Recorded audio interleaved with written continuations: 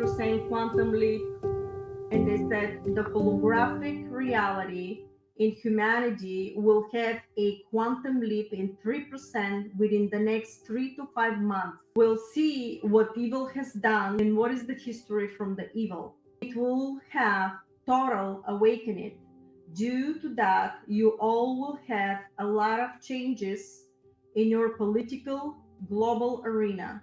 Like people are no longer appearing on your daily social media, or new person is going to come out instead of the other one in different situations in the school systems, in your military, in your police force. You will not see any of the old people anymore. You will see new people instead. Now is the next step that needs to come down and replace the globalistic social media programming. The deprogramming will be stabilized. You will see that some reporters that were manipulating will no longer be appearing in your teleprompter.